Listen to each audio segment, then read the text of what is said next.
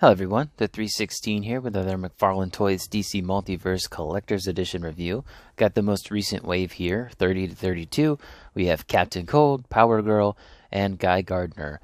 So originally I was going to get these from the bundle from Mcfarlane Toy Store and save some money. I had a $25 coupon, but for some reason Captain Cold and Guy Gardner were showing up as instantly sold out, and the bundle went in like a second. So I wasn't able to get the bundle. Instead, I was able to get Power Girl from Mcfarlane Toy Store and use that $25 off. I think I got her for under 20 bucks.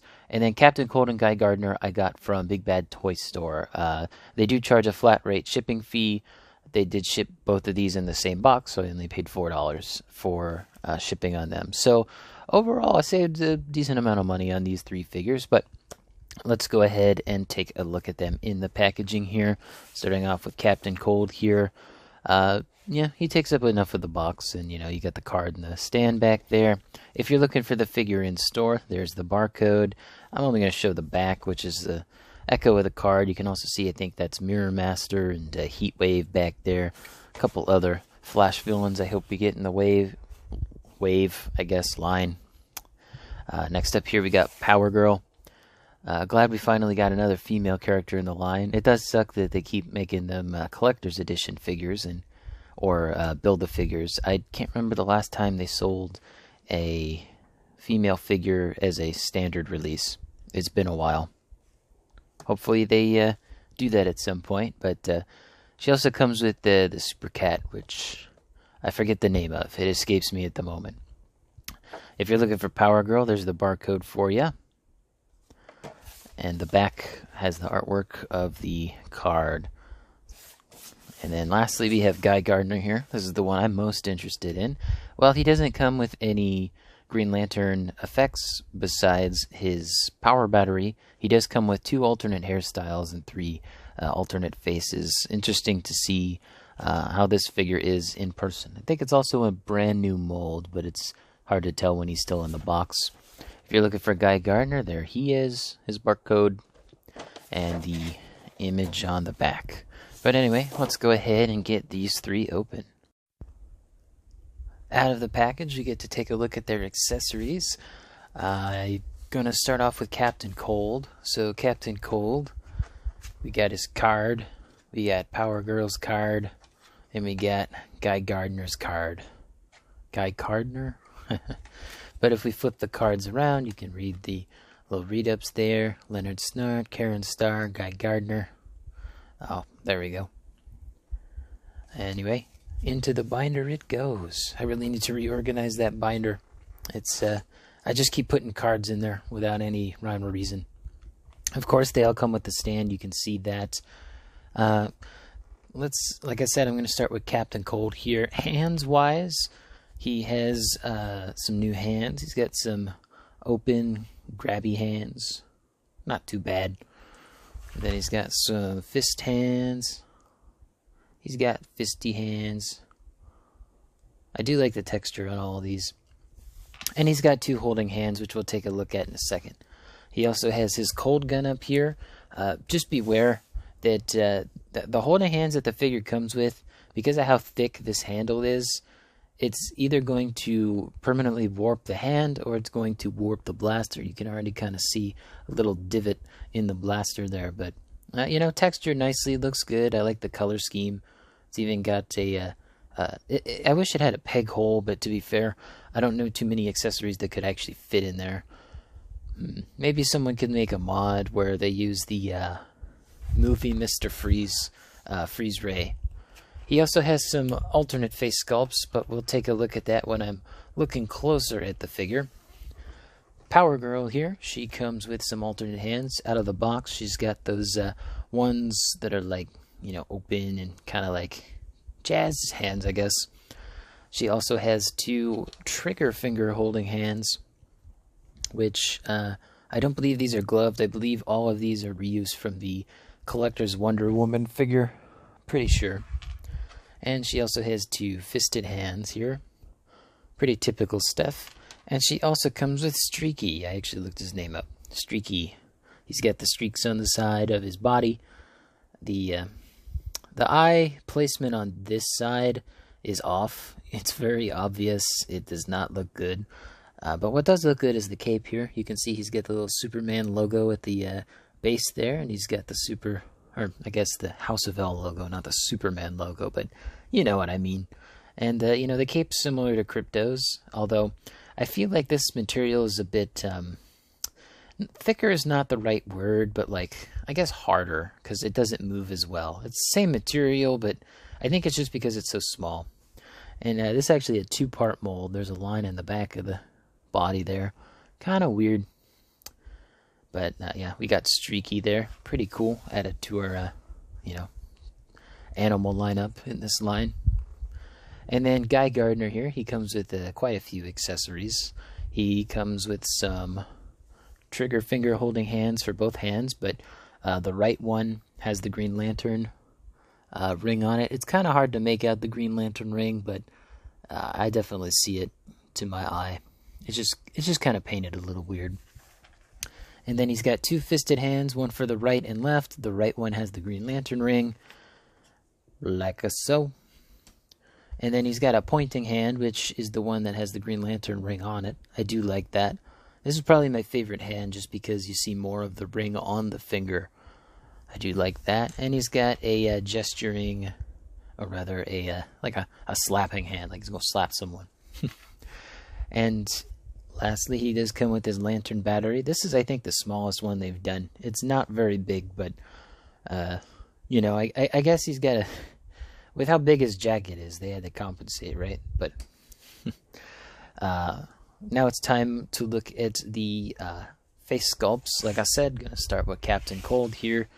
Captain Cold, he's got this one with which is kind of a smirk and thinner eye glasses, I guess. And then just push up on the base of the chin, and yeah, there's some nightmare fuel right there. In the packaging, they actually had a plastic tie on it. But the next head sculpt, I recommend putting these on like this and then push down. He's got an angry head sculpt with a more angular eye placement. I kind of wish that the glasses were separate parts, but it's all right. Like it's not something that's necessary. And then the last face, which I think is my favorite, is this smiling face, which I believe has similar, if not the same, glasses. Yep. I just really love that one. He looks like he's up to no good as a rogue. Just really like that. So that's his face plates. And then Guy Gardner is interesting. He's the first character in this line to have swappable hair. But first of all, you can see he has this, I guess, excited or like maybe yelling face. And then he's got his bowl cut. I'll show all the way around that. Some reviewers have said that the hair here is a different color than this hair. It looks good on the bowl cut. Like, I don't think it looks all that bad. What looks worse to me is the skin tone discrepancy. So the skin tone in the neck, in the face, pretty good. But the ear is so bright. Like, let me see if I can turn this down a few. You can see what I mean now. It's much more pink. It's not very flesh tone. That's because they painted the head sculpt portion, not the face sculpt. So let me go ahead and take off the face. I'm glad they're doing this particular setup, because with the two dots, it was hard getting the face off of Guy there. Take off this bowl cut.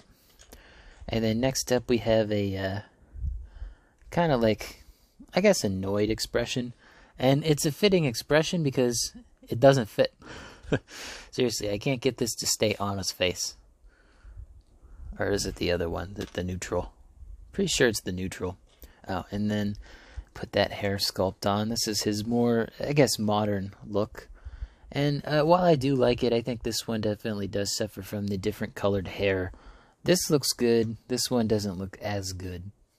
I'm also not a big fan of the hairline showing the, the line in the face. Again, if the colors were the same, it wouldn't be that big a deal.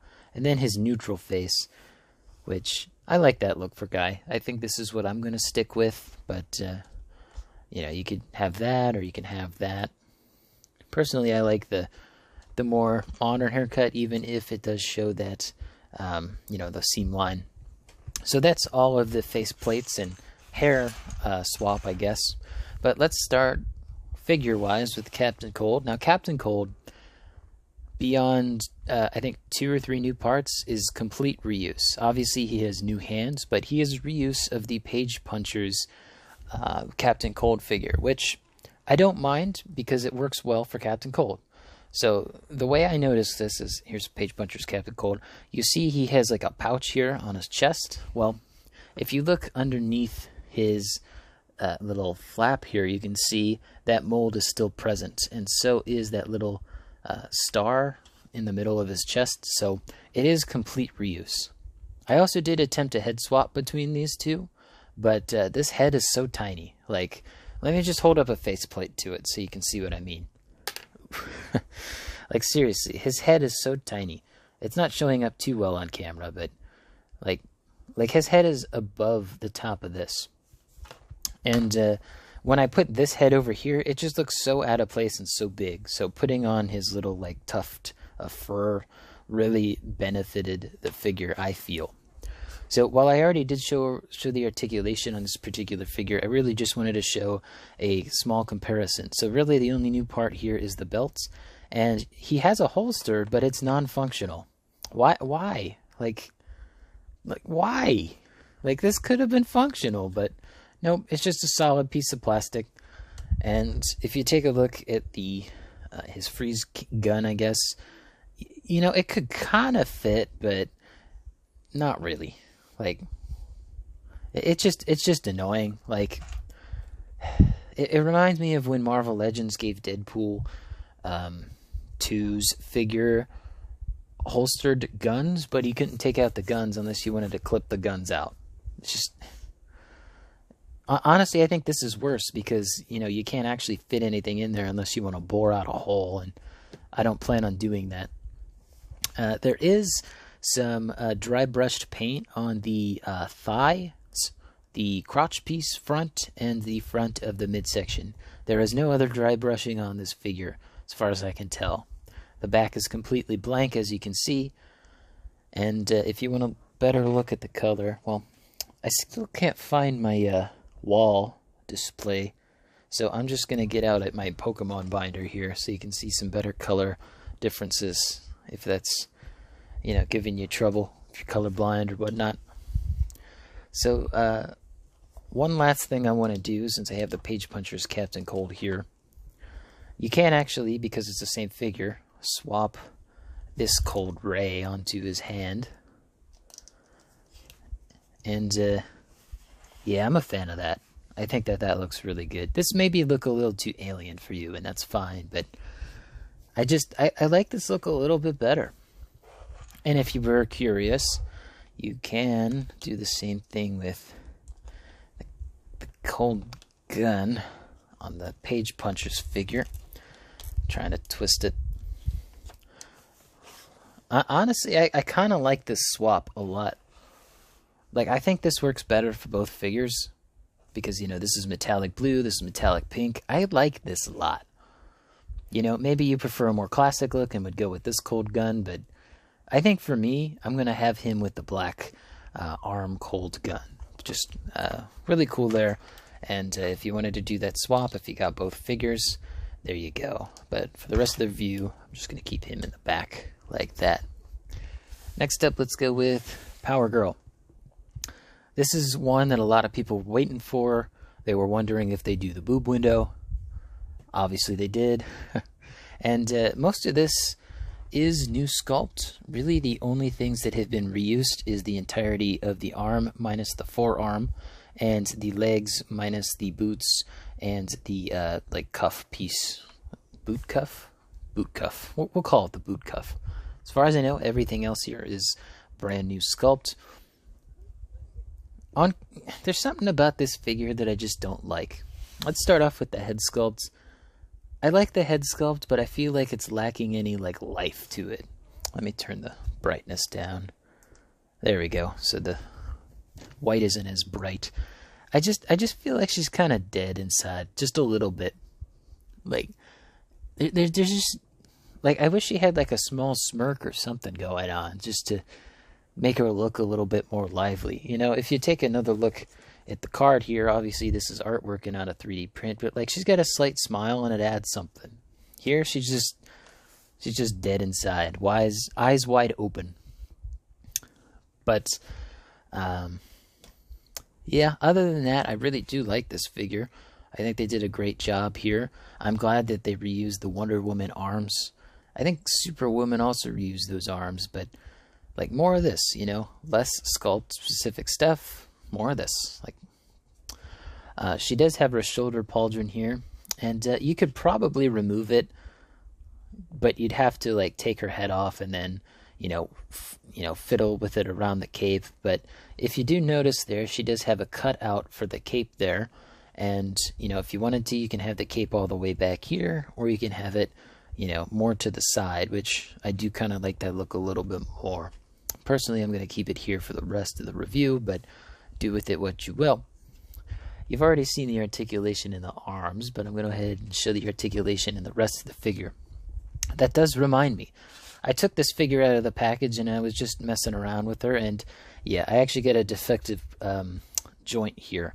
Thankfully, it's not broken, it's just molded a bit too far, so it won't I know this is a weird shot, but it won't like connect properly. So if I stick it back in there, you can kind of see what I mean. This is like a perfect like squared shape, whereas this one hangs off to the side a little bit.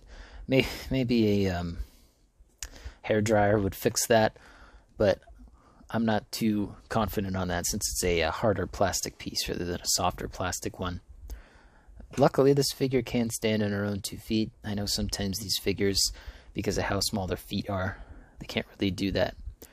And what I did notice is she doesn't actually have any toe bend, which I'm perfectly fine with, but it is a strange choice to me, not having the toe bend. Of course, she does has the ankle, but yeah, kind of weird that this figure doesn't have a toe bend. That ankle looks weird. Is that the same on both sides? I think they're different. Hold on a second. I'm just trying to see if these are the same ankle joint. Sometimes it's hard to tell.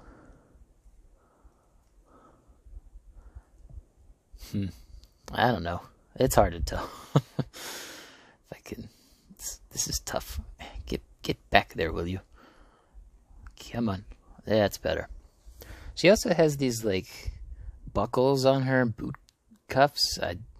I'm not sure what those are for. Like I don't remember Power Girl having that. But I'm also, one other thing before I forget, I don't really like this diaper, and I think it has to do with the belt. So if I bring in the collector's edition Wonder Woman figure, because they have very similar stuff going on, I think the issue is because the belt is so high, it makes her torso look even smaller. Whereas with Wonder Woman, they have a pretty low cut on that piece, and then she has the gold belt on top of that. This works better, and it doesn't make her look as like small torsoed. Like I don't know. It's just hard to describe to me why I don't like that the diaper piece on Power Girl. I think it's the belt. I think just if they lowered that belt a little bit more, I think it would have worked better. Again, back to the card, she has her belts more closer to the top of her leg. But yeah, so I might at some point cut that just a little bit more.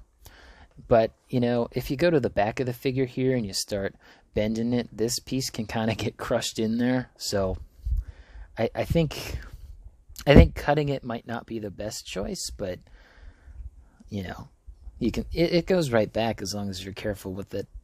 I'm also not I don't know, something about like this looks good, but proportionally it's just like she's got a wide and flat ass. I don't know. It just looks weird. Like there's definition there, but I don't know. I might cut the diaper piece up just so it doesn't look nearly as weird as this is. Like it's like she keeps her civilian clothes in her underwear. Like I know, I'm ranting about this, but it's how I feel. Last thing to look at here is the wired cape. On my particular one, the wire at the bottom only goes out to here. On this side, I think that's because this is all one wire here, and then this is a second one, or this is one really long wire that goes all the way there. So I'm not quite sure on that, but yeah, it's wired on all 3 sections, and you can do just about whatever you want with it. Get some more dynamic posing in there. Maybe she's got some flare out, I don't know. But plenty of posing options for this figure. One thing I wish they did, why couldn't she get a flight stand? That's I think my major complaint with this figure. Like, no flight stand? Are you for real? Like, come on. Like, of all the things, no flight stand. Ugh, it just bothers me. Like, ugh. Anyway, Guy Gardner. This is the figure I was most interested in this wave, and I'm kind of disappointed. Like I told you, the ear here just not being the same color as the skin tone, from a distance looks fine. You're not going to notice it on a shelf, but when you're even slightly up close to it, it's going to be noticeable. It's not as noticeable on camera, but in person it's very obvious. Like, this is a much darker, much less lively color than the earpiece. So this figure is reuse, believe it or not, of the Alan Scott body. The main giveaway is that if I move his belt piece up here, ooh, well, that's never happened before. Odd. Yeah, so I've never had that happen before. Is there? Wait, oh, that's why. There's no. So on these figures, if you take like their head off, you can see that they have like dimples on their ball joints. There's no dimples on that ball joint, so this should be easy to put back together. Yeah. Okay, that. Huh. All right. Well, that is interesting. Good to know. But you can see that it has the Alan Scott belt mold on there, and they just covered that up with the jacket. While I do like the jacket, I feel like it's too big and it limits the arm articulation. I'm kind of tempted to cut around, the sleeve up here and then at the lower portion here, because he can't really put his arms down properly. They're at an angle. And he does have that rotator cuff joint in there, but it's a little stiff, and just removing some of that plastic should help with that. The torso is definitely a new mold because the jacket covers the entirety of that torso. Like, there is no soft piece here except for the collar. The shins here are new as far as I can tell. I don't think they've used those before. Looks pretty good. Back of the jacket looks not too bad. I'm pretty sure these are new as well. Those weren't used on either of the Alan Scott figures. I do like this lantern logo. I think mine is a little off center, or it's actually, I think it's just because of how the mold is. I don't think it's off center. Yeah, I like this figure, but like I said, I'm a little disappointed mostly with that. Like, I don't mind the line, believe it or not. I just don't like that the colors don't match. Like, because, like, that doesn't look too bad from this angle. You're not going to see the line where the ear is. You'll see the hairline, but that's, you should see that in an action figure toy. And I already did the articulation for this particular body mold, but I'll go ahead and do this. That's all you get in the torso. Like, that's it. Like, it's not bad, but it's not good. And you saw how easy it was to pop that off. Like, I wasn't using a lot of force here. Alright, well, interesting. Now, all of these figures did get a platinum. Mcfarlane has not put the EQL out. I'm most interested in Power Girl and maybe Guy Gardner. The Captain Cold, it's just a slightly different, super powered, inspired repaint. But let's go ahead and break out the ruler and do our size comparisons. Captain Cold here stands at, I'd say like 7 1/4 inches. Power Girl, she's pretty tall. Let me get the cape out of the way here. She stands at just over 7 1/2 inches. Like I said, she's pretty damn tall. And Guy Gardner here stands at about the same height as Captain Cold, just a touch shorter, depending on what hair piece you have. But let's go ahead and do some figure comparisons. Here's Captain Cold with other Flash-related heroes and villains. Of course, we got Wally and Barry Flash. I forget what Wally's is, but Flashpoint Flash next to Captain Cold. We got Captain Boomerang, Platinum Gorilla Grodd, and as previously shown, the Page Puncher's Captain Cold. He looks pretty good. I think he works better next to Wally Flash or the Rebirth body mold, just height-wise, because Captain Cold's pretty tall, even next to Gorilla Grodd. Like, he's a very similar height, so just note that. Here's Power Girl and Squeaks next to some other super characters. We got 3 different Superman figures. From the left, we have the Atomic Skull one, which is shorter and less sizable than Power Girl. We have the Earth 2 Superman, which is a lot of people's preferred body mold for Superman, myself included. And then we have the first appearance Platinum Superman, which I was using for my Earth 2 Superman for a while until I got the Build-A-Figure version. And then if I lower the camera here, just a little bit, you can see Squeaks next to Crypto there. And here's Ace from the Batman Beyond card box. Words escape me at the moment, but this just gives you an idea on just how tall Power Girl is, and she is leaning forward a little bit, but yeah, she is hella huge, and she probably looks best next to this body mold of Superman. And here's Guy Gardner with some of the Green Lantern members. Not all of them, but most of them. Starting off from the left, we got the JSA John Stewart figure, the Platinum Collector's Alan Scott figure. You can more easily see that their legs are the same mold as well as their arms, but that's not nearly as noticeable. Good reuse for the most part, in my opinion. Then we have Kyle Rayner and Kilowog from their 2-pack. Silver Age Hal Jordan, and the Simon Baz Green Lantern, also collector's edition figure. But yeah, our Green Lanterns, they're looking pretty good. Actually fantastic. But, you know, we got Simon. You know, where's Jessica Cruz? Maybe even Black Canary collector's edition with the Platinum Green Lantern Black Canary. I don't know. I'm just spouting ideas off the top of my head. You never know. But anyway, I think that concludes this video.